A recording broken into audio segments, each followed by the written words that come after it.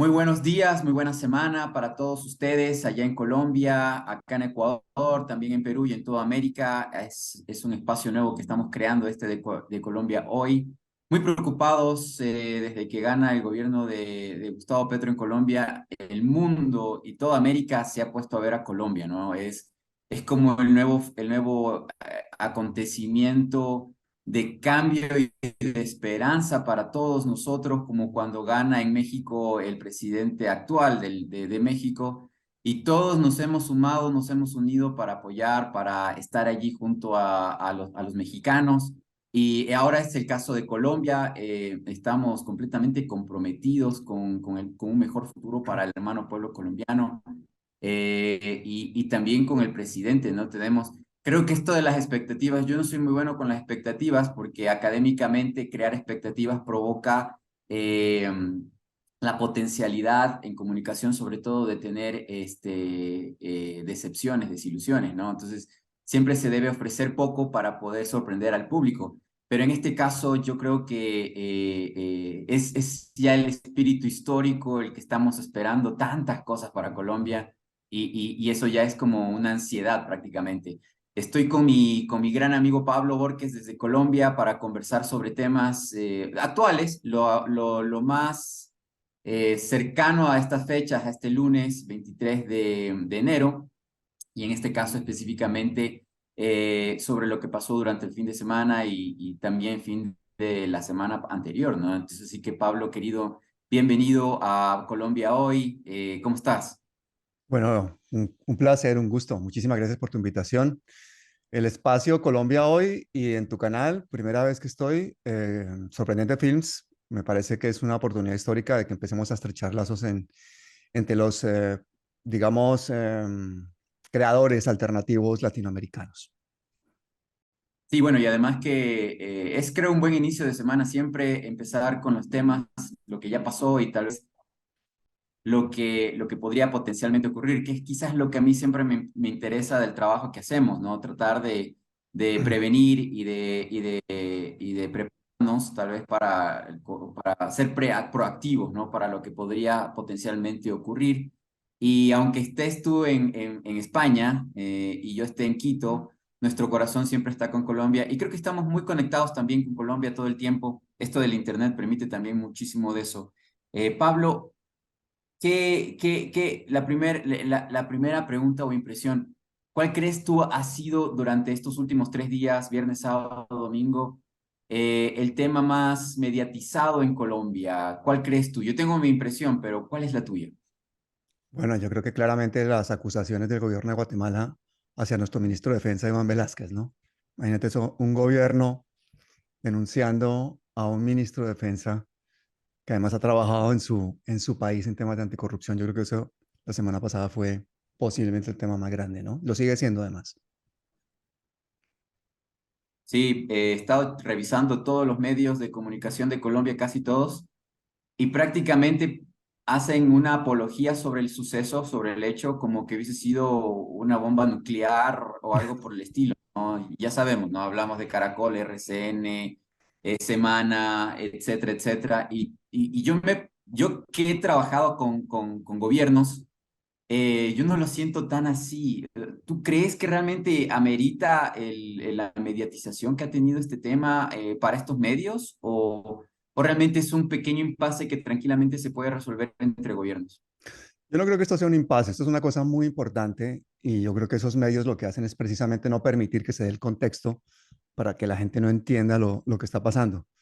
Si tú quieres y tú me permites, yo puedo contar un poquito ese contexto porque yo creo que es que merece la pena saberlo. Sí, sí, Entonces, por favor. la cosa es más compleja de lo que parece.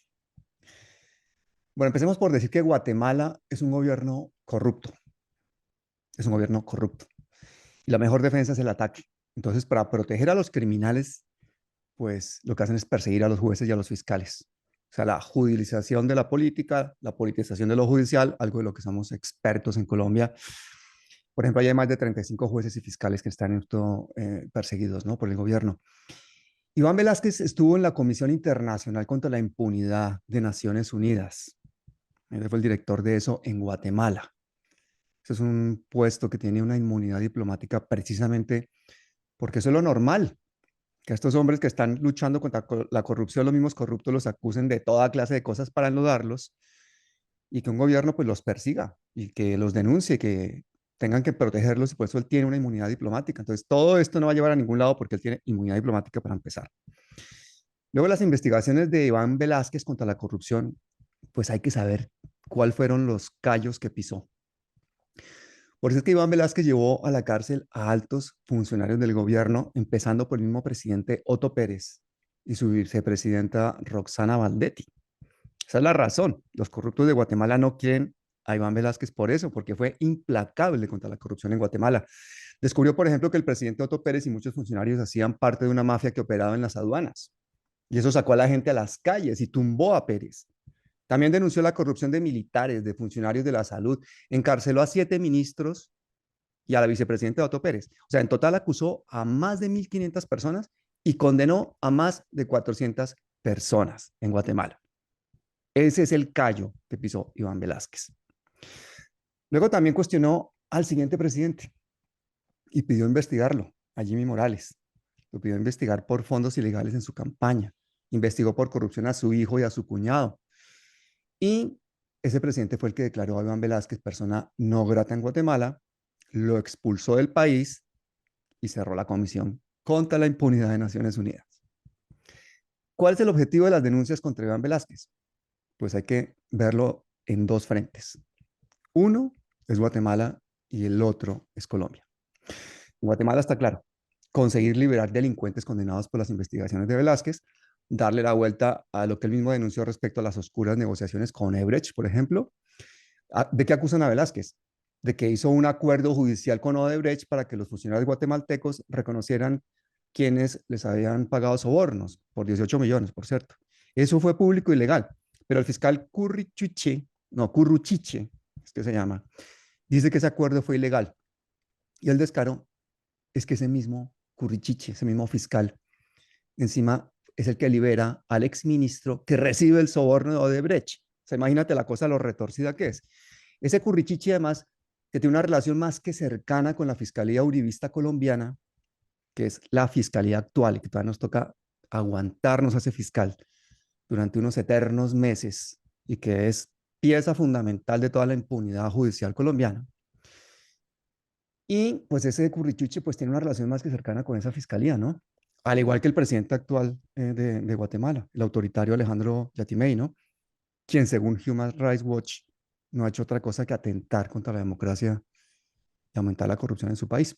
De hecho, Yatimey ha sido candidato a la presidencia 4 veces, siempre con organizaciones políticas diferentes, pero ninguna con mucho arraigo social. Y la que lo llevó a la presidencia ahora es la extrema derecha.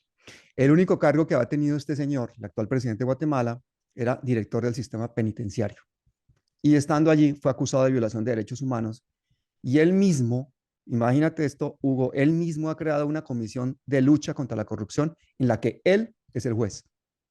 Eso es Guatemala. Pero hay más datos. Por ejemplo, un dato muy diciente es que Porras, la actual fiscal, ha sido reelegida por 2 presidentes y ella junto al fiscal Currichiche se ha dedicado a detener todas las investigaciones por corrupción en Guatemala y a perseguir precisamente a quienes las hacen, como Iván Velázquez. Entonces, hasta ahí el frente guatemalteco, digamos. Pero es que en todo esto hay un frente colombiano, que es que yo creo que es el que más ha impulsado todo esto. Es que resulta que Iván Velázquez, actual ministro de Defensa del gobierno Petro, fue magistrado auxiliar de la Corte Suprema de Justicia. Y siendo magistrado de la Corte Suprema de Justicia, fue el que puso en la cárcel a el primo de Álvaro Uribe Vélez, Mario Uribe, por sus vínculos con la parapolítica. O sea, todas las famosas ponencias de Petro sobre el paramilitarismo, por allá en 2007 y todo eso, estaba en todo esto en equipo trabajando Iván Velázquez. Es decir, Álvaro Uribe siempre ha intentado vengarse de Velázquez por eso. O sea, inmediatamente expulsaron a Velázquez de Guatemala. Lo primero que dijo Uribe fue que lo celebraba y que Iván Velázquez era un tipo que se dedicaba a absolver al narcoterrorismo de izquierda en Colombia. Y esas palabras en bocas de Uribe son una diana en el pecho de cualquier persona en este país. Entonces el uribismo declaró a Velázquez pues una amenaza tras su nombramiento, ahora que lo nombraron ministro. Y para mí realmente ha sido pues el nombramiento más audaz de Petro, porque, bueno, sí, no, el más audaz, tal vez el segundo más audaz ha sido el de Carolina Corcho, que es activista y sindicalista médica como ministra de Salud, ¿no? Corcho, sí. Ella está también asomando mucho en medios últimamente. Sí, sí, sí, sí. Es una gran amiga, es una gran persona, es una gran sindicalista y es una excelente ministra y tiene que enfrentar a todas las mafias de las EPS. Y uno de los mayores lobistas de esas EPS es el propio presidente del Senado, señor Roy Barreras, cosa que denunciamos ayer en mi canal en una entrevista que yo quiero que escuchen ustedes, véanla porque es increíble que el propio presidente del Senado sea el que más defiende a estas EPS precisamente para que no se hagan esos cambios. Tiene sus intereses propios que ahí los revelamos. Pero bueno, volviendo a Velázquez, Velázquez es un defensor de derechos humanos y ha sido coordinador de la macroinvestigación de la parapolítica en Colombia. Ha sido el principal investigador contra Álvaro Uribe. Ha investigado las chuzadas del DAS, la persecución de la oposición. Y yo creo que en reconocimiento a su trayectoria y por ser su amigo, pues Petro lo nombró ministro de Defensa. O sea, yo te digo que cuando lo nombraron yo me quedé de piedra, yo no podía creerme. O sea, es como en mis mejores sueños, porque yo llevo mucho tiempo peleando contra el militarismo, contra el gasto militar, contra la corrupción en el ejército, contra los falsos positivos. Por mi canal han pasado pues toda clase de víctimas de crímenes de Estado, de cosas brutales que ha hecho la fuerza pública en Colombia para defender estas oligarquías nacionales e internacionales. Y cuando nombran a un defensor de derechos humanos y un tipo que ha luchado abiertamente contra la corrupción internacional, yo no me lo podía creer. O sea, te juro que eso fue de ciencia ficción. Y este señor pues tiene un prestigio nacional e internacional increíble. Has visto en estos últimos días pues el apoyo incondicional de Estados Unidos, de todos los organismos internacionales, de Naciones Unidas, de todo el mundo, ¿no? Entonces, pues está viviendo una historia que al propio Petro le ha costado lo mismo, ¿no? Todo tipo de persecuciones y atentados en los que pues llevan 20 años estos dos luchando contra ese aparato paramilitar que tenemos en Colombia, ¿no? Y un último dato para tener el contexto completo, yo creo, es saber que Guatemala es una escala casi que obligada en las rutas del narcotráfico hacia Estados Unidos. Eso lo contó el De eso te cartel. quería preguntar porque, perdón que te interrumpa, porque hace unos meses atrás, incluso Guatemala estuvo involucrado en un escándalo, se podría decir, porque hay unas listas de Estados Unidos de personajes a los cuales se les prohíbe la entrada a Estados Unidos, se les quita la visa, etcétera. Y a políticos y a personas de renombre en Guatemala están involucrados en listas justamente que se los involucra con el narcotráfico. Y ojo, cualquier persona que trabaja en investigación como tú o como yo, bueno, tú más en derechos humanos, pero yo en el tema de marcas y empresas y mucho dinero de clientes, siempre se nos cruza, y bueno, voy a tratar de no ser muy infidente, se nos cruza la gran cantidad de dinero que fluye, va y viene de Guatemala. Mm. Y hay una Vox Populi aquí en América del Sur de que en Guatemala hay mucho negocio y mucho dinero alrededor del narcotráfico. Eso pasa en todos nuestros países, tampoco nos vamos a hacer santas palomas, pero me refiero a que definitivamente en Colombia hay una influencia muy grande del narcotráfico y tú sabes bastante de ese tema. Por eso quería que también hables cómo se involucra Iván Velázquez con toda esta situación del narcotráfico, porque obviamente se habla mucho de Odebrecht. He revisado los medios colombianos que su interés es más llevar la pelota hacia la investigación de Odebrecht, pero hay otros temas también involucrados allí con el uribismo y con el narcotráfico y las rutas de la droga. Si podrías tal vez. Sí, que Marta Lucía Ramírez, la anterior vicepresidenta de Colombia, que además era la canciller, su marido ha sido socio comercial de Memo Fantasma, que es un paramilitar y narcotraficante que es posible que más quede libre en estos días. Y su hermano ha sido condenado por narcotráfico en Estados Unidos. Una de las presidentas del Congreso también ha sido lobista y ha sido relacionada pues con todos los narcopilotos de los llanos, la que hacía los lobbies, ¿no? Ya llegó a ser la presidenta del Congreso. O sea, si empezamos, no terminamos a hablar de los lazos del narcurismo eh, con Guatemala, con Centroamérica, con México. Eh, Muchos familiares de grandes y reconocidos políticos colombianos, pues han sido narcotraficantes o están condenados por narcotraficantes. También pasa en la izquierda y acaban de extraditar al hermano de Piedad Córdoba, también por narcotráfico. O sea, el narcotráfico es el cáncer que sufrimos los colombianos y es un cáncer que está en nuestras realidades. El anterior presidente, pues, era íntimo amigo de narcotraficantes como Ñeñe Hernández, que fue asesinado y que fue uno de los que ayudó a financiar su campaña, ¿no? Eso es un gobierno, es unas elecciones totalmente ilegítimas. Y para describir esto, yo creo que mejor una imagen que mil palabras y es ver, por ejemplo, uno que fue piloto de Uribe y que fue piloto de Duque en las campañas, un conocido narcopiloto, narcopiloto.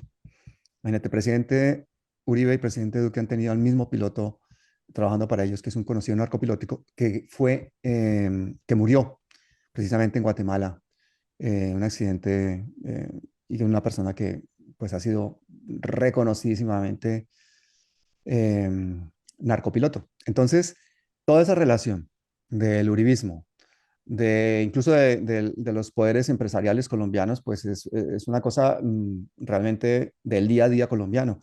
En la propia base cerca de Bogotá, de Guaymaral, por ejemplo, vieron cómo salían de ahí avionetas, una de ellas hace un tiempo fue una avioneta en la que llevaban droga y era una avioneta que pertenecía al marido de una actriz muy famosa, comediante y no sé qué tal y tal, pero son todos del uribismo, ¿sabes? Entonces, Influencer en internet, sí me acuerdo. sí, muy influencer, muy pija, muy gomela, y entonces ella pues muy odiada por todo el mundo y ha sido pues Sí, el viaje a los infiernos de desapareció esta del mapa. persona.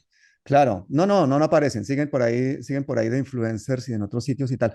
Y esta gente normalmente no es condenada, ¿no? Entonces, ¿quién ha garantizado la impunidad en Colombia? Pues hombre, el vencimiento de términos, el cartel de la toga eh, y los organismos de control, como es, por ejemplo, la misma fiscalía, que en este momento pues tiene paralizadas una cantidad de investigaciones. Si tú miras las condenas que hay por Odebrecht en otros países, pues son enormes. Han caído presidentes en Colombia, pues prácticamente la cosa ha pasado sin problema, ¿no? Entonces, eso nos da una idea del cuadro grande de corrupción internacional, de lazos del narcotráfico, del paramilitarismo colombiano con bandas criminales de otros países, con otros gobiernos corruptos.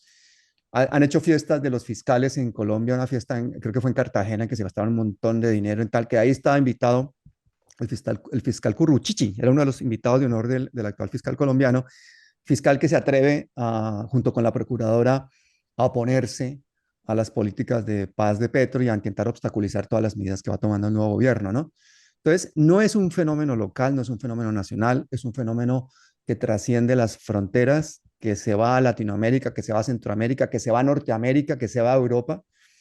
Y la labor de todos estos organismos internacionales, pues, se ve obstaculizada precisamente porque los mismos organismos de control, los mismos gobiernos son muchas veces los que tienen cooptados a los que realmente quieren investigar o quieren llevar a los tribunales a criminales o a narcotraficantes. El caso de Iván Velázquez es paradigmático en ese aspecto.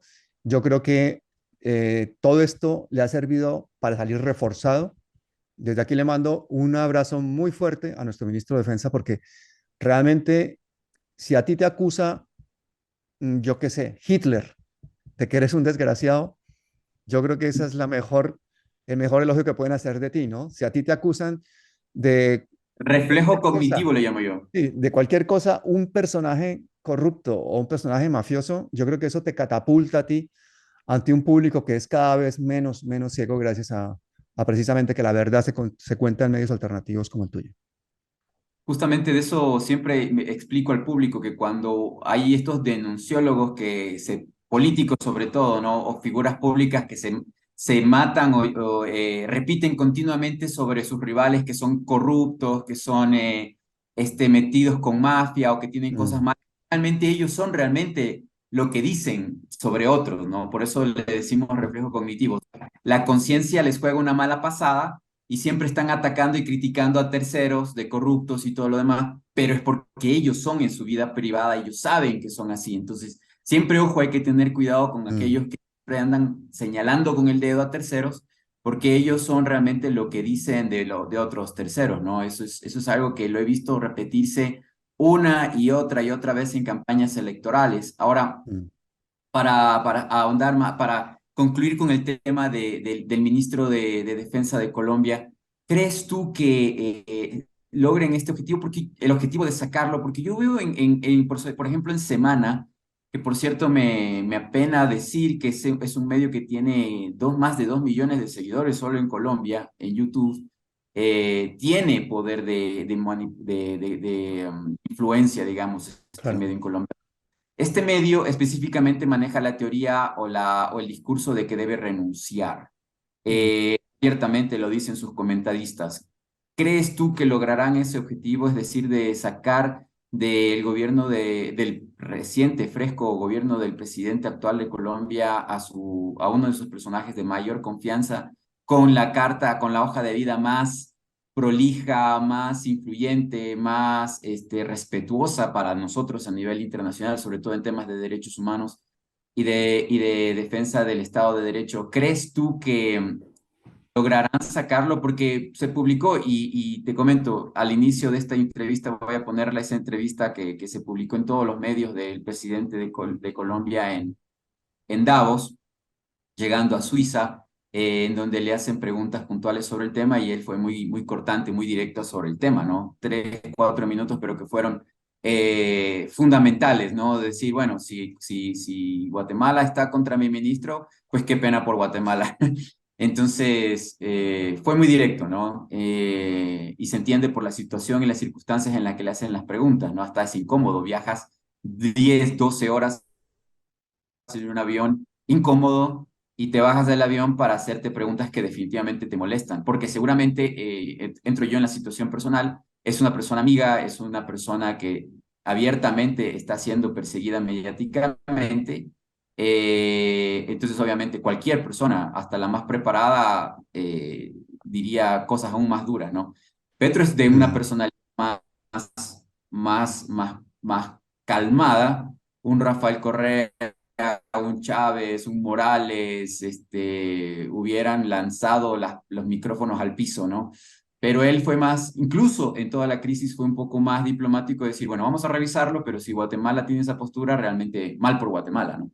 ¿Crees tú que salga? ¿Crees tú que Velázquez pierda, que Colombia pierda a Velázquez en la reforma que planifican hacer en el tema policía y ejército, que es tan necesario? Bueno, empecemos por el final. Em, Gustavo Petro es una de las personas que más y mejor argumenta, que más y mejor improvisa.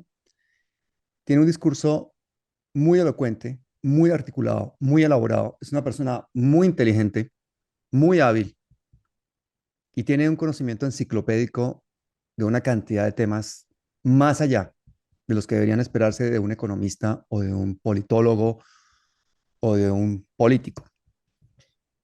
La respuesta que puede darte a puertas de un helicóptero sobre las aseveraciones de un pasquín como Semana, que es, aunque tenga 2 millones de suscriptores, es posiblemente una de las publicaciones que la gente en Colombia tiene más claramente definida como el medio de comunicación del uribismo, como el medio de comunicación de las grandes fortunas, de las grandes oligarquías, de los grandes neoliberales, como el medio de comunicación de todo un país que ya no existe, porque hemos ganado las elecciones y se lo tienen que tragar.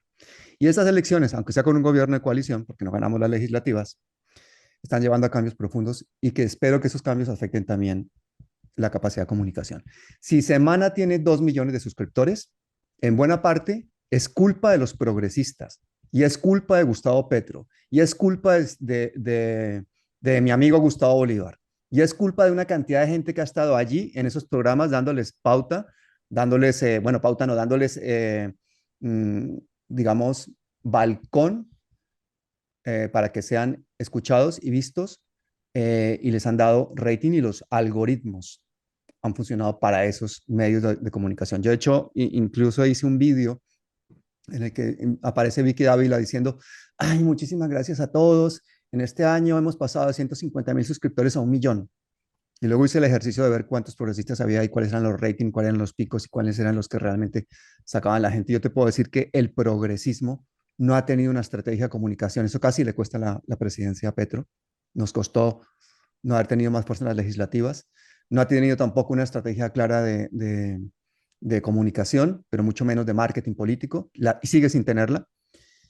Y se repite el error, y hasta el punto de que muchos de los debates presidenciales los organizó la revista Semana, la misma revista que ponía en la carátula a Petro como que era el incendiario, que si querían a un ex guerrillero, querían a un ingeniero, le preguntaba en la carátula de la revista a la gente, salía el fiscal, el fiscal Néstor Humberto Martínez, que espero que termine entre rejas algún día, eh, y ese señor salía diciendo que Petro nunca iba a ser presidente, y es una revista que realmente se ha dedicado a hacerle daño a un país que quiere sacar a 20 millones de la pobreza y que quiere dejar una guerra de 60 años. Entonces, el que salga publicado en semana es como si el presidente de Honduras o el fiscal Curruchiche hablan mal de Iván Velázquez. Ojalá, ojalá hablen mal de nosotros, ojalá hablen mal de ti, ojalá hablen mal de mí, porque eso nos catapulta, Hugo, en la credibilidad de la gente intelectual, de la gente progresista, de la gente que realmente quiere la paz. Esta revista es propiedad de los Ininsky, uno de los mayores millonarios colombianos. En una época fue una revista en la que trabajaban periodistas serios, pero los serios los iban sacando o los iban echando y ellos se iban largando y se ha convertido en lo que se ha convertido. Entonces, las posibilidades de que incluso una revista que tiene 2 millones de suscriptores, y yo desde aquí invito a los colombianos que nos estén escuchando, a los ecuatorianos que nos estén escuchando, a los mexicanos que nos estén escuchando, que vayan, busquen donde tienen la suscripción y le den a de suscribirse. Unsubscribe ponen, ¿no? Quítense la suscripción. No le hagan ese favor a esos pasquines. Denle voz a medios alternativos como Sorprendente Films, como Palabras Mayores, que están intentando abrirse un camino en contar una narrativa que puede permear nuestra cultura para que tengamos el futuro que nos imaginamos. Porque si no somos capaces de permear la cultura con medios alternativos que estén contando las realidades, entonces no somos capaces de cambiar nuestro destino. Estos medios, propiedad de grandes multimillonarios, de grandes oligarcas, pues defienden los mismos intereses de estos grandes multimillonarios, de estos grandes oligarcas, pues que son los bancos, las carreteras, las EPS, las grandes empresas que sacan nuestros recursos naturales a precio de ganga, o los El tratos sucios, narcotráfico. ¿no? El narcotráfico, tantas cosas que hay de por medio. Entonces, la pregunta es clara. ¿Tú crees que Velázquez va a salir? Rotundo no. No va a salir, no solo no va a salir reforzado de esto. Cuenta el apoyo de todo Colombia. Han descabezado una cúpula militar y la razón era muy clara, y era permitir el cambio en las Fuerzas Armadas que necesitamos que suceda en Colombia, que es un país absolutamente militarista con un presupuesto de más de 40 billones de pesos, que hasta hace poco estaba oculto en diferentes organismos, en diferentes ministerios y tal, y que más de un 60%, casi un 70% no es para comprar armas, ni para infraestructura, ni para nada, sino para pagar los mismos clubes, las mismas pensiones, las mismas ventajas sociales de todo el grupo de uniformados y de sus familias. Que si son 400 y pico mil uniformados, pues son varios millones de colombianos que viven de eso. Y alrededor de eso, la industria de la guerra y el plan de ayuda a Colombia, entre comillas, para luchar contra el narcotráfico, que es otra guerra, otro negocio. Y de todo esto hay comisionistas, hay una corruptela increíble, hasta el punto de que en un país que supuestamente es un Estado de Derecho, de forma sistemática, a nivel nacional y a todos los niveles del escalafón, se organizó el asesinato de civiles, disfrazándolos de guerrilleros para cobrar extras, a veces hasta por un plato de arroz chino. Los Eso falsos es lo que positivos. está Iván Velázquez intentando cambiar. Por eso necesitamos a este señor que viene con la mili hecha, como dicen. Viene con la mili hecha en Guatemala de lucha contra la corrupción, pero es que ya viene también con la mili hecha de la lucha contra el narcoparamilitarismo. Y ahora de ministro de Defensa es un lujo, es un lujo, es un privilegio, es un honor vivir en esta época en que esté pasando esto, Hugo. Yo hace un año no estaba ni siquiera soñando con estas cosas. Ver lo que está pasando en Colombia en este momento es para mí como un sueño. No es perfecto el sueño. Sería perfecto si hubiésemos ganado las legislativas y realmente hay que hacer los cambios que hay que hacer. Ahora tenemos una cantidad de gente infiltrada en el gobierno que no tendría que estar ahí. El propio ministro de Educación, Alejandro Gaviria, fue ministro de Uribe, y fue ministro 6 años, y un ministro neoliberal de salud, de sanidad. Fue ministro de salud 6 años. Pues claro, ha saltado la semana pasada a decir que él no está de acuerdo con la reforma de la salud.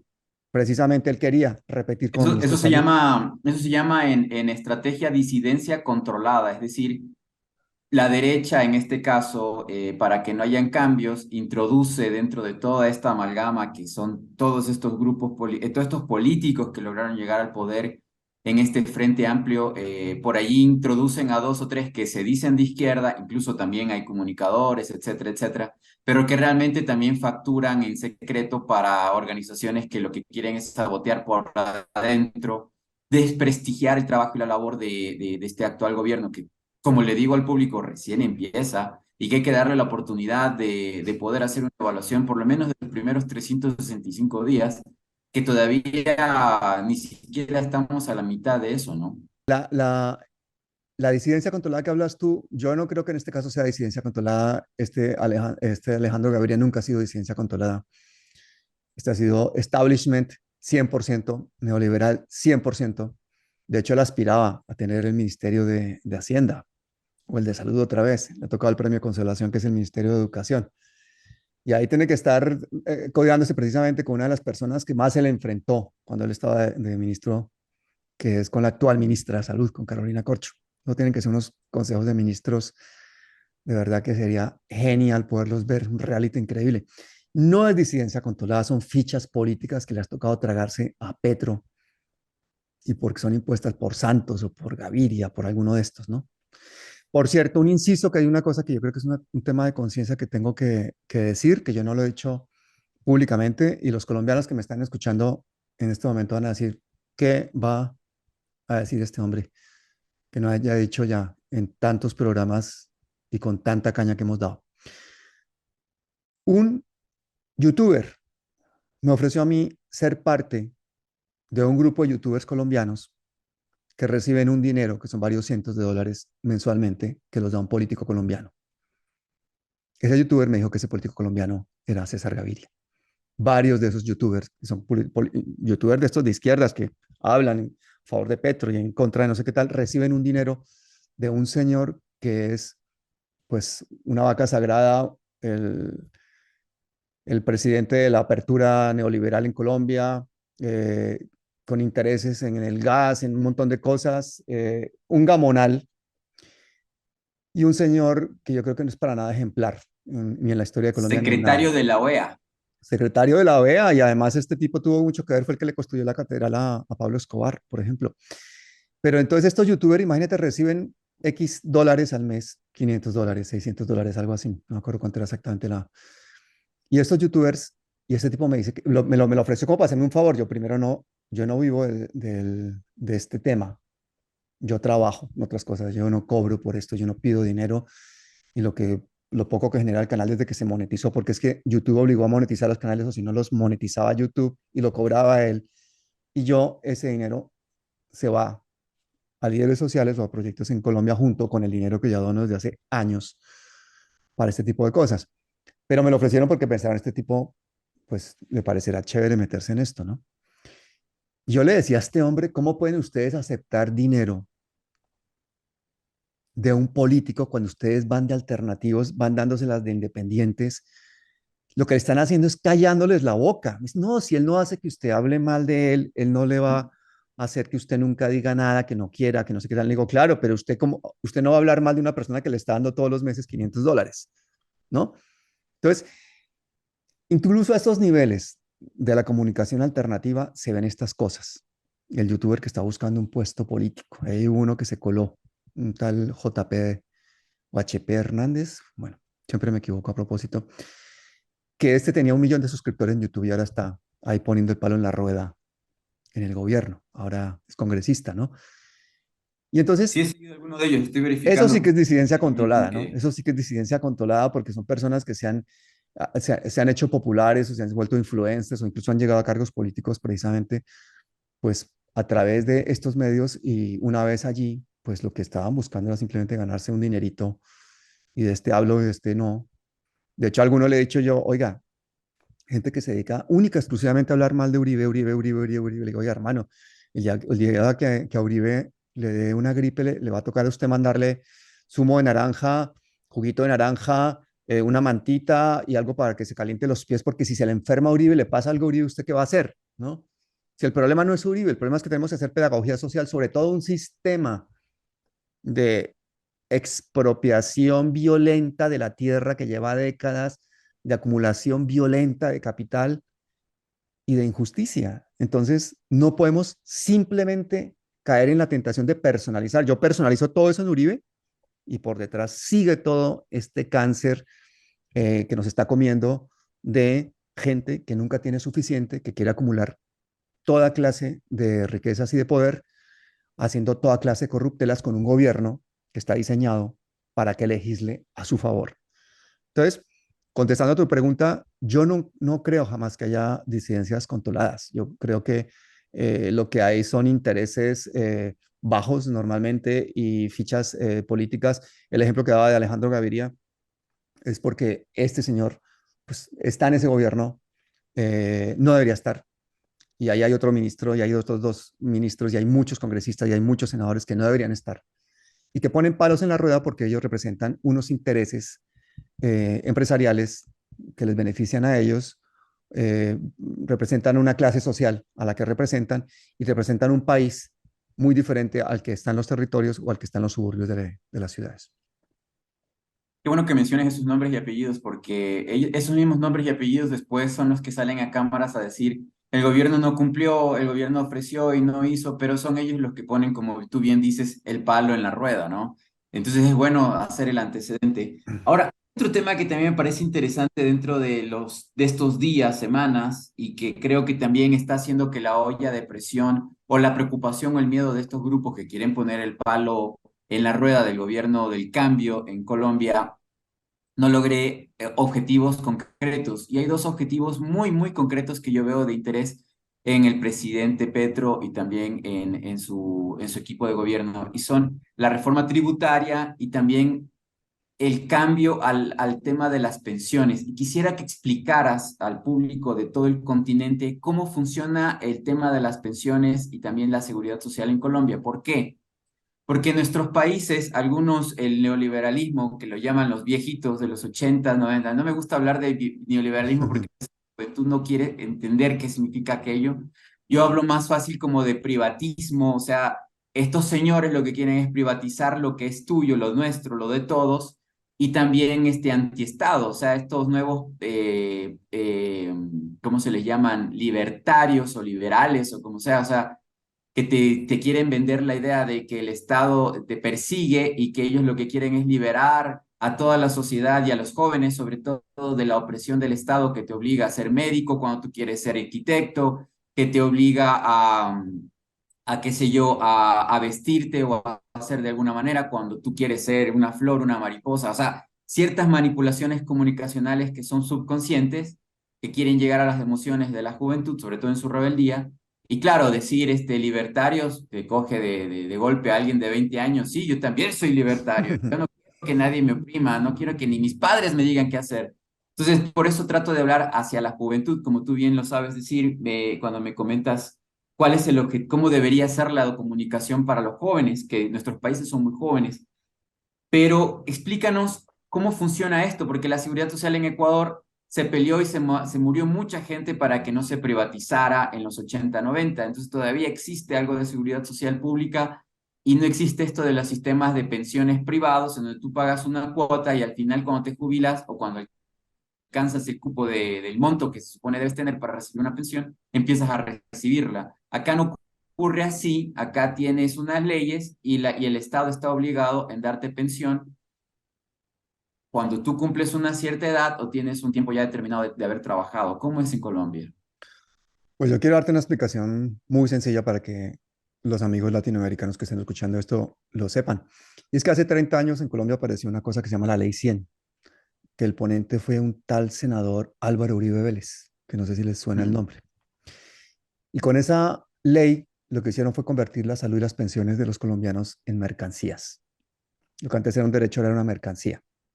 sea, se hace de ese sistema que es pagado por los impuestos de los colombianos, se hace de ese sistema un negocio. ¿Y cuál es el negocio? Que aparecen unos intermediarios, que son los fondos privados de pensión, que son las EPS, que son las empresas prestadoras de salud, y esos dos intermediarios cogen el dinero del gobierno, se quedan ya por derechas con un porcentaje importantísimo y gestionan todo ese recurso brutal. Esas EPS, por ejemplo, empresas prestadoras de salud, con el dinero de los impuestos de los colombianos, de la salud, y ellos son los que les pagan a las clínicas, a los hospitales. Con el tiempo han ganado tanto dinero que han comprado sus propias clínicas, sus propios hospitales, etcétera, etcétera, etcétera. Se han cogido todo el monopolio, toda la cadena. Y de 30 que Salud había, SA, por ejemplo, ¿no? hay muchísimas, pero es que han quebrado casi todas. Había 30, ahora quedan que 6 o 7. O sea, una gestión, pero no porque haya habido mala gestión, es porque ellos mismos las han hecho quebrar, porque les han chupado la sangre a sus propias empresas, porque han sacado de ahí todo el dinero del mundo y todo el dinero de los colombianos ha ido desapareciendo. Pero es que el negocio es muy perverso porque el negocio es con la salud. Entonces lo que hacen es cobrarle a la gente su cuota, coger el dinero de los colombianos y no prestarle el servicio. O sea, ¿cómo vas a ahorrar dinero? Claro, yo cobro de ti, pero no te doy el servicio. Cualquier cosa que haga para ti, estoy perdiendo dinero. Entonces tú necesitas una cirugía, te la demoro. Necesitas un procedimiento, te lo niego. Necesitas una prueba, no sé qué tal, te lo niego. Necesitas una consulta, te la doy lo más tarde posible. Y la gente se muere por el camino. De hecho, hay estudios académicos que muestran que a través de todo lo que ha sucedido desde que se aprobó la Ley 100, posiblemente en Colombia tenemos más de 1 millón de muertes evitables.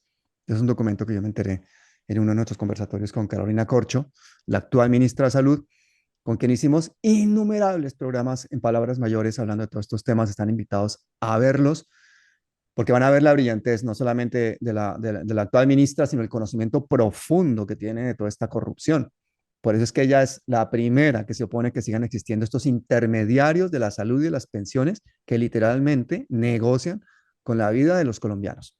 ¿Y quiénes son los dueños de estas EPS y quiénes son los dueños de estos fondos privados? Pues los grandes millonarios, los mismos dueños de los medios de comunicación, el grupo GEA, el Luis Carlos Sarmiento, todas estas personas que están en este momento manejando al país en otros sectores son también dueños de la salud y dueños de las pensiones. Y lo peor aún, se ha permitido que ellos con sus empresas apalanquen negocios en base a los dineros, por ejemplo, de las pensiones.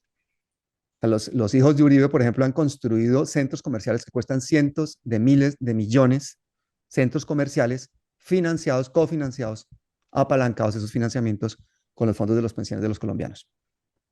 O sea, hay países que hacen esas financiaciones, pero con o esa inversión de los fondos de pensiones de sus ciudadanos de una forma muy segura y muy responsable, y lo hacen además con un bien o con un objetivo social, un objetivo común.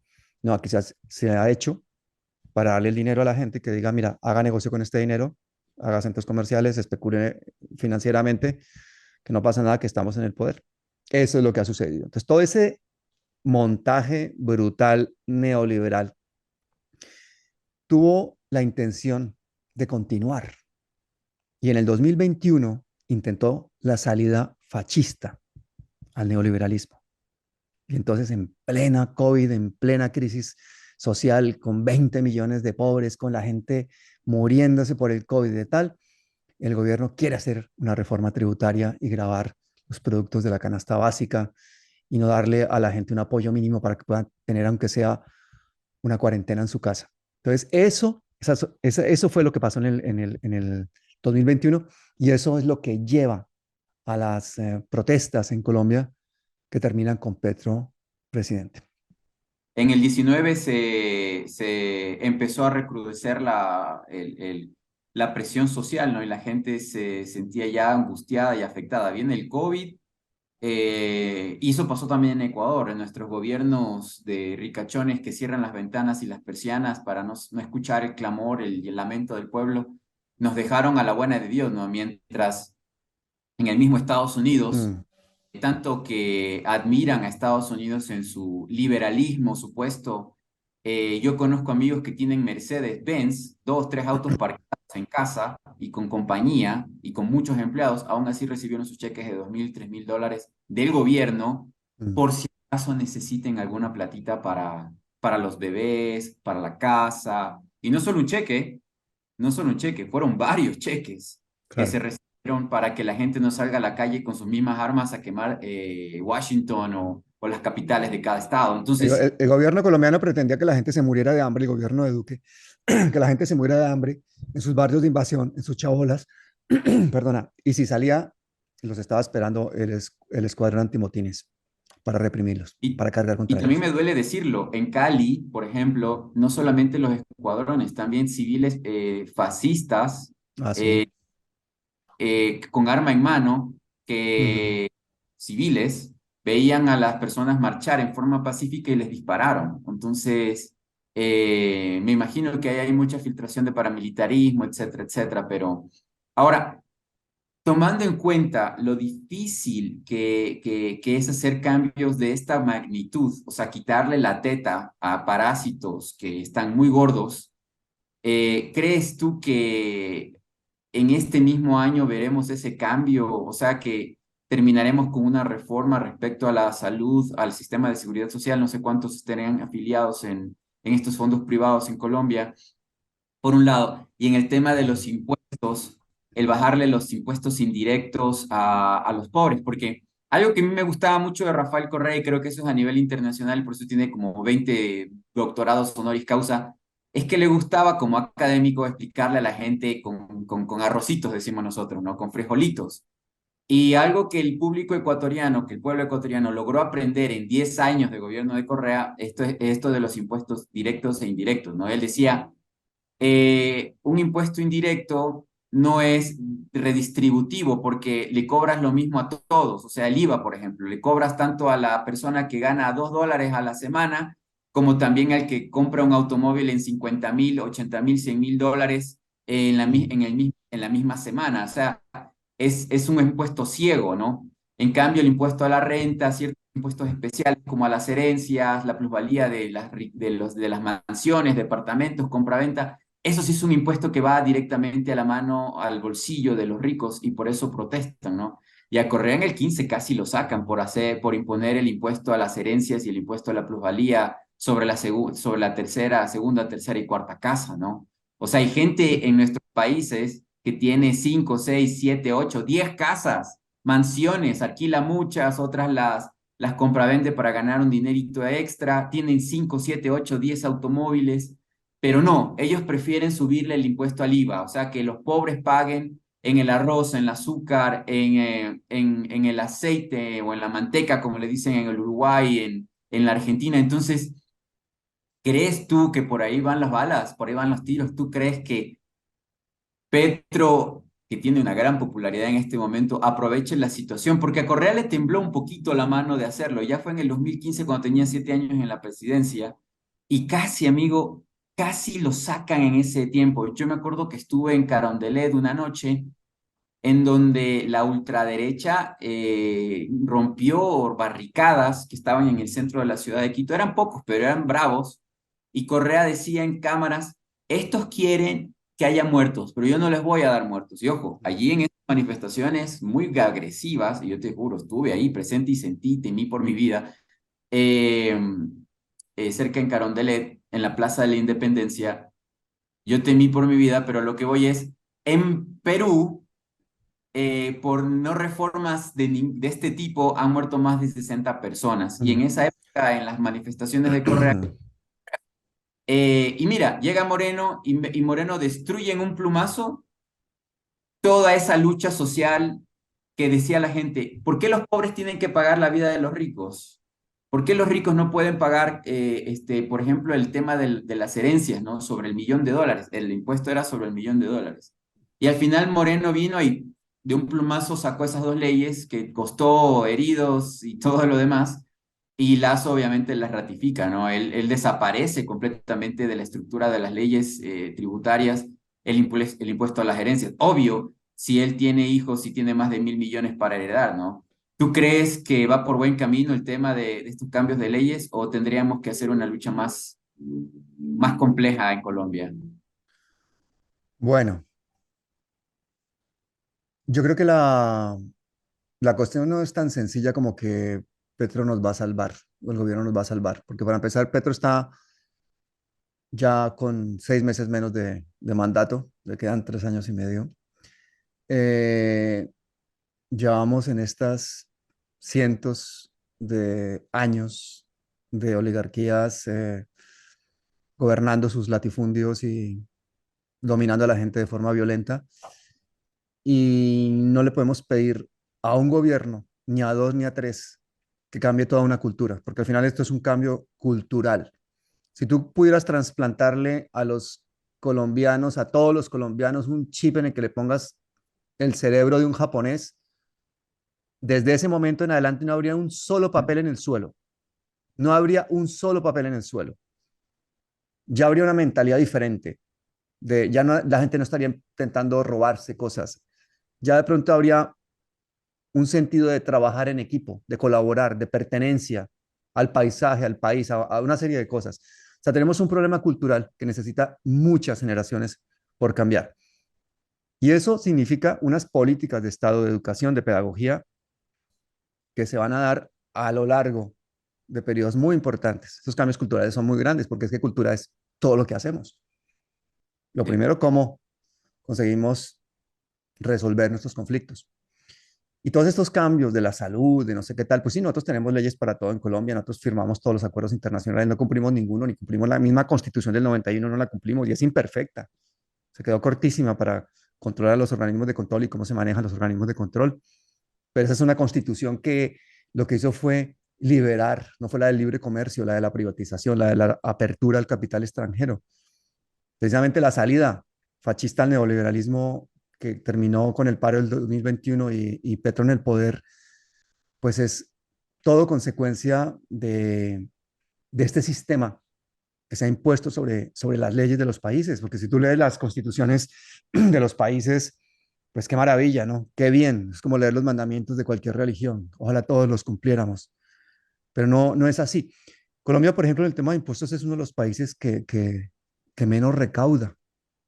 Yo creo que en América Latina creo que Colombia recauda un 13% cuando el promedio es un 16%, ¿no? O sea, los impuestos en Colombia Es son verdad.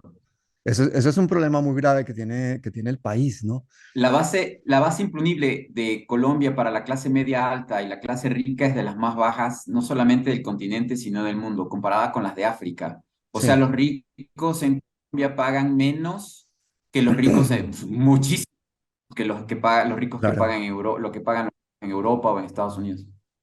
Claro, esa reforma lo que le quería era darle, o sea, pretende darle 20 billones adicionales al Estado, o sea, unos 4.000 millones de dólares.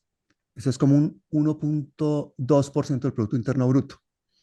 Y sobre todo eso lo que intenta es buscar cerrar el enorme déficit fiscal que tenemos, que es un 6%. Es que el déficit fiscal que le dejó Duque a Petro es de 80 billones. El país está quebrado. El país está quebrado. Quebrado y en guerra. Y en una guerra de guerrillas, de bandas criminales, Sí, dominado por el narcotráfico, ¿no? Entonces, tú imagínate el contexto tan complicado como para exigirle a Petro cosas. Y además Petro está luchando contra todo esto de acuerdo. ni siquiera con una mano, con dos dedos de una mano. Con la mano aquí atada, no gané las legislativas, tengo aquí al enemigo en casa y estoy luchando con esta. Entonces, por eso hay una cosa que aquí es clave explicarla para que la gente la entiende. Por eso hay ministros de Petro y por eso el mismo Petro le pide a la gente que vaya a la calle, le pide a la gente apoyo social, porque le está Ujú. gobernando con el enemigo. O sea, necesitamos un apoyo social para que la gente entienda esas reformas. Ese es el momento en el que si se hace una educación y una pedagogía, se pueden hacer consultas populares y si había un movimiento social importante, esas reformas pueden ayudar a torcerle la muñeca a una extrema derecha que no termina de largarse de las instituciones. O sea, muchos de los funcionarios que están en los actuales ministerios con ministro progresista son de la época Duque. Entonces, toda esa gente es la que se pone a las reformas tributarias y toda esa gente es la que viene a decirnos que lo hacen en defensa del pueblo, pero lo que hacen lo hacen en defensa de los bancos, de los oligopolios, de las corporaciones nacionales y extranjeras y en defensa de los que finalmente les financian las campañas, ¿no? Así que, pues 6 meses después de que sube Petro, tenemos una reforma tributaria políticamente correcta. sea, pasa los estándares del Fondo Monetario Internacional, respetuosa de los desastres de los tratados de libre comercio que ha firmado Colombia, ¿no? Y todo eso para que el Fondo Monetario Internacional nos considere un buen deudor. Petro no puede tener una actitud antiimperialista franca porque lo tumban los gringos. Le pasa lo de Gaitán. Mm. Y por eso esa reforma que tenemos tributaria ahora no es tan progresista como se ha prometido. De hecho, continúa siendo una reforma fiscal regresiva, como se deduce de que los impuestos indirectos que pagan en mayor proporción los pobres que los ricos, como son, por ejemplo, el consumo, el IVA, los aranceles, lo del 4 por mil, las sobretasas a la energía, etcétera, pues sumen más que los impuestos directos a la renta o al patrimonio, ¿no? Y de hecho, por ejemplo, la renta a las personas naturales no se grabó tanto eh, como se pensaba que se iba a grabar a los súper ricos. Y en cuanto a las empresas, mientras que las medianas pagan un 35%, las multinacionales pagan un 15%, Hugo, un 15%.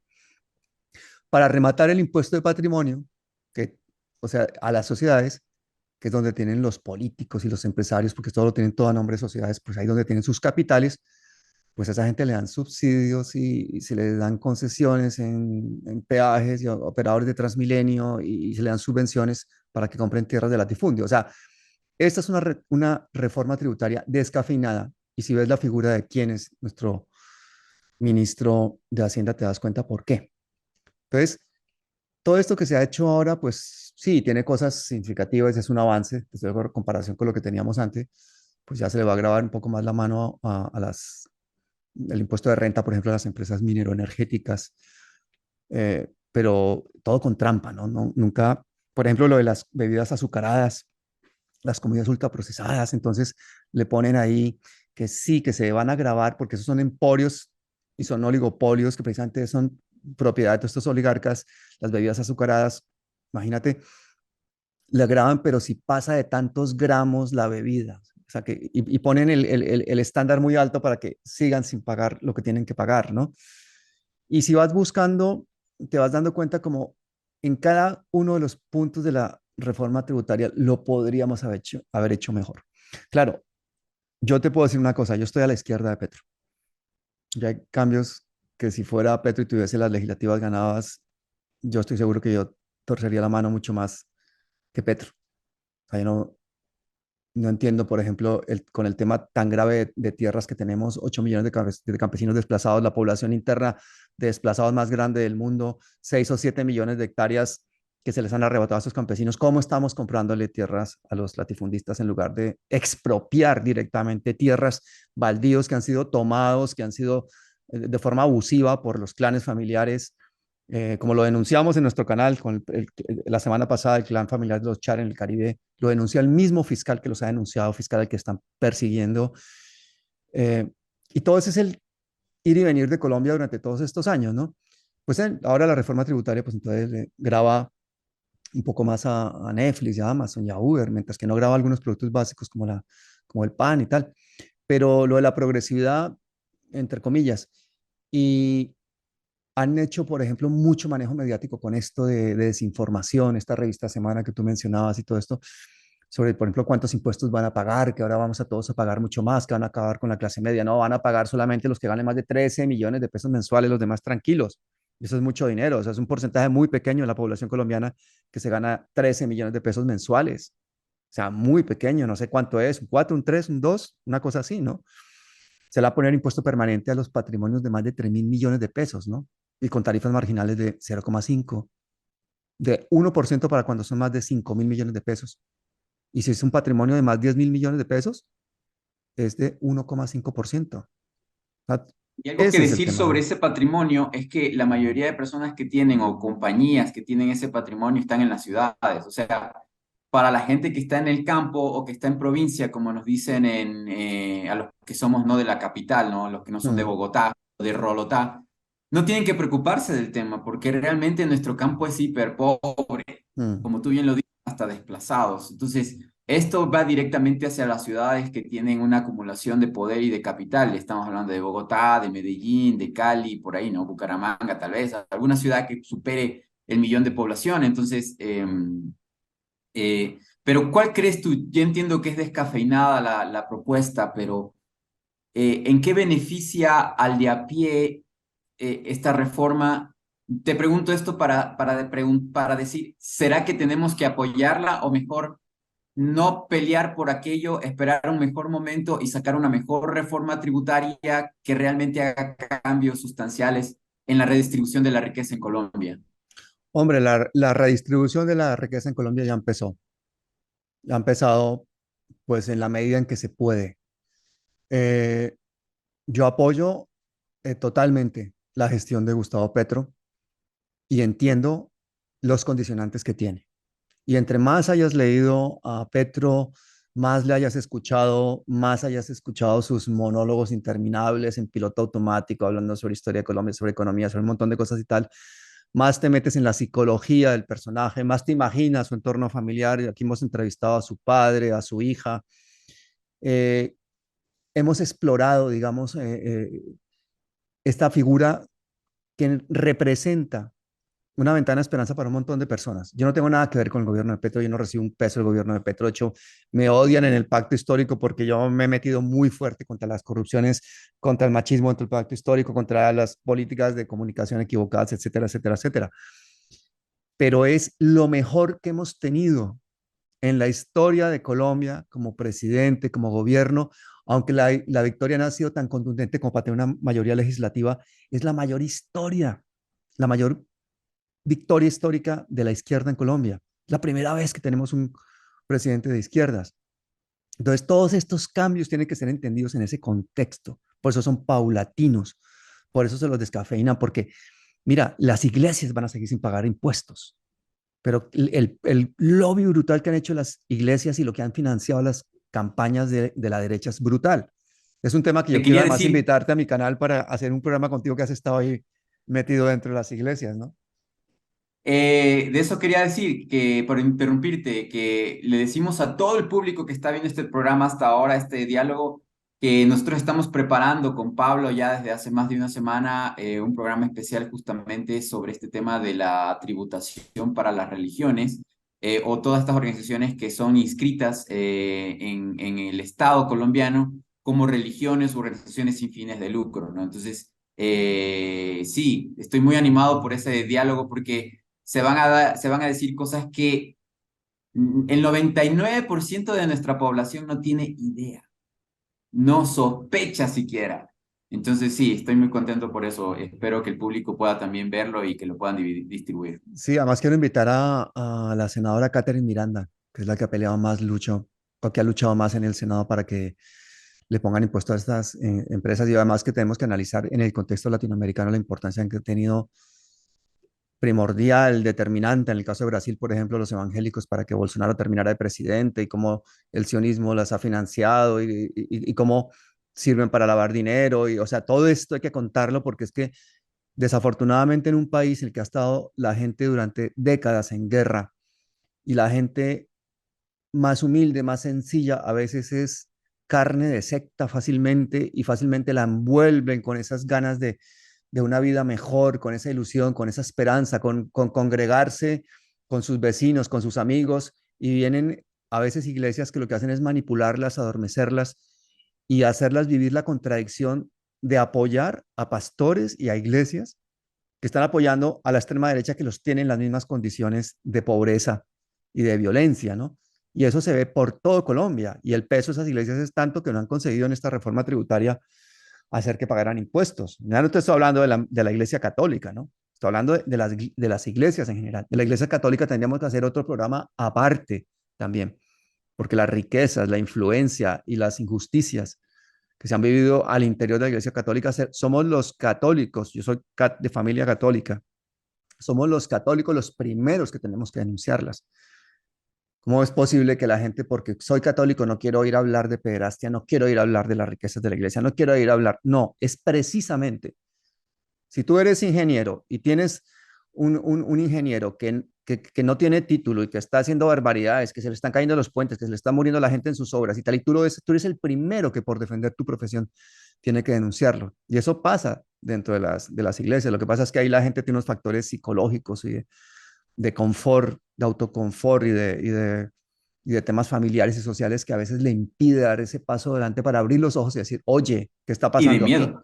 Y de Y de miedo. miedo. Sí, sí, de Porque miedo. si tú te vas contra el pastor o contra el obispo, el cardenal o lo que sea, Diosito te va a castigar, ¿no? Entonces, sí, vamos a tratar con respeto el tema, pero ciertamente nos hace falta liberarnos de ciertas cosas que después de más de 500 años han sido muchos engaños y eso también es un tipo de libertad psicológica personal que vamos a tratar en su momento. Para concluir, para poder dejar muchos temas la siguiente semana, eh, me queda la pregunta de lo que tú has mencionado. Yo entiendo, he visto los procesos en Bolivia y todavía falta mucho. He visto los procesos, acá el proceso en Ecuador, ayer hasta la madrugada hablando con actores políticos en Perú, hago esa infidencia hasta las 2 de la mañana. Y yo les decía, por ejemplo, en Perú, es que todavía no empiezan. Acá vamos casi 12 años, 10 años con retroceso y empezamos en el 2007 con muertos y heridos. Ustedes Mm. recién empiezan. ¿Cuánto tiempo crees tú que le tocará a Colombia con todo lo que hemos hablado? Como para que la gente aterrice un poco, ¿no? Porque cometemos esto del triunfalismo, ¿no? Este error de decir, ah, ya ganamos, entonces en un año vamos a cambiarlo todo. No. ¿Cuánto tiempo tú le das a un proceso de cambio en Colombia? ¿10, 12, 15, 20 años? Así a ojo de buen cubero. Yo soy enemigo de hacer este tipo de cábalas y de pronósticos y precisamente pienso que uno de los El tratamiento graves, como médico, dígame doctor, sí, ¿qué pero piensa? es que yo creo que simplificar o hacer una caricatura de situaciones complejas o hacer unas cábalas o aquí autodenominarme oráculo para saber este tipo de cosas, me parece un error porque el tiempo no me va a dar la razón, primero, pero no es por un tema de ego, es por un tema en el que yo creo que precisamente la base de todos estos cambios está en que cada uno de nosotros haga todo lo posible dentro de su pequeño entorno para que esto sea cierto, para que suceda. Lo primero, visualizar lo que queremos que suceda. Si somos capaces de ver cómo queremos que sean nuestros países, pues algún día serán así. Pero si nuestro día a día pues está marcado porque somos terriblemente ambiciosos, terriblemente consumistas, terriblemente agresivos, pues eso no va a cambiar. Entonces yo creo que el que cada uno de nosotros intente desde su entorno familiar, laboral, social, influir, mejorar, hacer una relación más empática con gente que no piensa igual, con gente que no es de la misma clase social, que no es de la misma raza. Eso ya sería un paso adelante brutal, porque es que el problema grandísimo que tenemos en Colombia es la intolerancia. Tú encuentras un clasismo brutal, es un clasismo insultante para la inteligencia humana. Es tal el clasismo, y el clasismo es peor que el racismo, porque el clasismo diferencia a la gente incluso por la ropa, incluso por el tono, por incluso yo te puedo decir que de dónde es una persona en Bogotá porque habla así o así o así. Entonces, uy, este ya no es de aquí, este ya es de otro sitio, este no es de esta universidad, este es de otra. Todo ese clasismo, toda esa estratificación ha hecho que los colombianos seamos intolerantes, que seamos violentos, que nos quede tan fácil mentir, robar y matar, porque nos importa muy poco el otro. Entonces, antes que hacer pronósticos, yo creo que tenemos que hacer una mirada hacia nosotros mismos y decir, bueno, yo quiero visualizar pronósticos, pero antes que lo que voy a cambiar en mí mismo, ¿no? En mi día a día. Todo el mundo dice, ah, qué suerte que tienes tú, que tienes un canal, que te oye un montón de gente, que has podido influir en tu país, que no sé qué tal. Suerte. ¿Cuántos cientos de entrevistas que no veía nadie, de programas que no veía nadie, de noches, de días, de libros, de investigación, de no sé qué tal hay allí? ¿Cuánta gente me ha traicionado? ¿Cuánta gente no está allá porque le dio miedo? ¿Cuánta gente no está porque la mataron? Esto no es suerte, es todo trabajo, es todo esfuerzo. Entonces yo creo que si hay algo que podemos hacer los colombianos es tener la humildad de examinarnos a nosotros mismos y antes de exigirle a un gobierno unos cambios irrealizables en unos periodos concretos, ver nosotros mismos qué desafíos personales nos podemos poner, ¿no? Ante nosotros, frente al espejo, sin necesidad de que nadie nos vea. Yo estoy haciendo este ejercicio aquí de forma pública, pero yo creo que es un ejercicio que si lo hacemos personalmente, yo creo que tendremos un mejor país, porque es como si nos ponen el chip de los japoneses, ¿no? Voy a ponerme el chip de los japoneses en este momento. Yo estaba en Japón con un papel en la mano por Tokio caminando y un hombre me dice, ¿qué haces? Y estoy buscando una papelera. Me dice, aquí no hay papeleras. ¿Para qué? ¿Para qué quieres una papelera? Pues para tirar esto. No, te lo llevas a tu casa y lo reciclas. No, tranquilo. ¿Sabes? Le daba risa a este hombre. Eso es lo que necesitamos, pero eso viene de dentro para afuera, no de fuera para adentro. Genial, Pablo, gracias por esa... Como médico le diste al clavo. En todo caso, reformulo la pregunta, porque los tiempos son arbitrarios, pero los procesos son naturales. ¿Crees tú que en Colombia ha empezado el proceso de cambio? Y el proceso no podemos meterle tiempo, el proceso simplemente sigue su camino hasta y va haciendo los cambios poco a poco. ¿Crees que empezamos por lo menos el proceso? Empezamos el proceso porque pusimos un presidente de izquierda por primera vez en la historia. Entonces yo casi te lo contestaría con una frase de Nietzsche. Porque esto de poner un presidente por primera vez de izquierdas en un país, eso es un rito, es un ritual, es un ritual. Y Nietzsche decía que el rito es en el tiempo lo que la morada es en el espacio. Nuestra morada es Colombia y el rito ha sido este. Lo que hagamos con esto de aquí en adelante y la significación que le queramos dar y las connotaciones que queramos sacar de aquí, depende de nosotros mismos. Genial. Chévere, esto ha sido todo por hoy en Colombia Hoy. Ha sido una excelente y enriquecedora charla, un diálogo. Hemos aprendido muchísimo. Espero que lo puedan ver. Compartan este programa, difundan la información. Por favor, sigan a Palabras Mayores. Está en YouTube. No sé si está en otras redes, amigo, Palabras Mayores. Sí, yo creo que tengo otras, pero es que no las uso mucho, no tengo mucho tiempo. Sí, no hay tiempo. Yo te entiendo YouTube, perfectamente. YouTube, ahí estamos todos. Sí, tengo Twitter y esas cosas, pero no, no soy muy activo. Yo esto lo hago solo, entonces no tengo mucho manejo de redes sociales ni hago muchas cosas. Entonces, En el todo caso, principal modo de hay que comunicación es el reventar Palabras canal. Mayores en YouTube. Sí, hasta que nos saquen de YouTube, ¿no? Perfecto, me parece muy bien. Muchas gracias, amigo, que tengas una buena noche allá en España, acá en Ecuador también. Todos ustedes que tengan una buena tarde y una muy buena semana. Hasta luego. Gracias, Hugo, y hasta siempre.